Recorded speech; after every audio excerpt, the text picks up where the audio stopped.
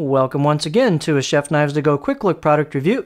And this time we're looking at the Yoshimitsu Arogami or Blue number 2 Bunka, the 175mm size. So the core steel on this is Aogami or Blue paper number 2, reactive high carbon steel from Hitachi. Heat treats about 61 to 62 Rockwell on that core steel. The construction is 3 layers, so on either side of that core steel you've got a softer stainless steel cladding for a 3-layer sandwich. It does cover the spine on this as well, and you can kind of see the core steel peeking out at the edge. This does have a lacquer coating on it, a food safe lacquer, which you could just let wear, or you could use some acetone to take it off if you wanted to. So the weight on these are fairly thin for a hammered multi-layered knife like this, the Sanmai knife. These are pretty thin, so they're pretty light too. This is about 4.5 ounces, or 127 grams. And the edge length on this particular one, these are going to vary a little bit from knife to knife, but this one's about 182 millimeters from the tip to the chin, a little over 7 inches. Overall length on the blade, about 12.9 inches. Spine thickness, like I said, these are pretty thin for a layered knife like this. It's about 1.8 millimeters, and we just pretty much hold that all the way through. This has the reverse sword tip, so you hit the corner here on down, and then you thin out at the grind down at the very tip. So this gets fairly thin at the tip. It's not a whisper thin tip, but it's fairly thin.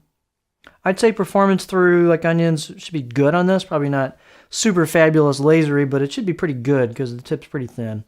Blade height is about 48 1/4. So plenty of height, plenty of board clearance. You can see how much clearance we've got here.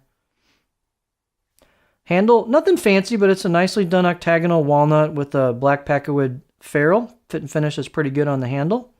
The install, you'll want to seal that up because it's got some gaps in there from the relief that they put in the notch to try to get the tang in there. So you want to seal that up with something.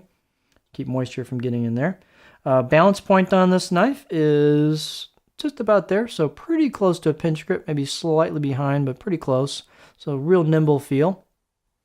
Handle circumference, about 73 millimeters here where the ferrule meets the main part of the handle. And let's take a close-up look at it.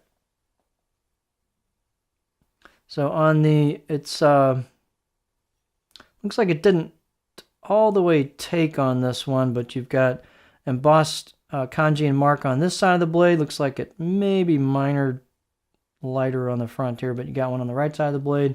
And the left side of the blade, you've got embossed kanji maker's mark as well.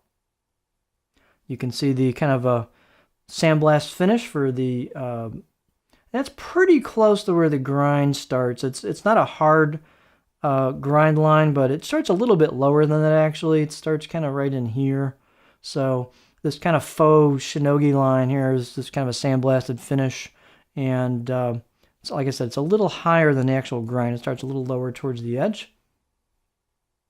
Profile on these is pretty flat, so let's take a look at which is typical for this style of blade. These are definitely not usually rockers, so let's see what it looks like. This one had a slight gap in the profile about right here. It had a little bit of a, I guess, an overgrind on it, so I went ahead and tweaked it a little bit and kind of cleaned up the grind a little bit on it. And you can see I'm not going to get real high before I start digging the tip in, but that's the style of this blade. This does not have much of a curve to it. There are some Bunka knives that have quite more of a curve, like the Kohetsu SLD. It's pretty darn curvy. This one is not.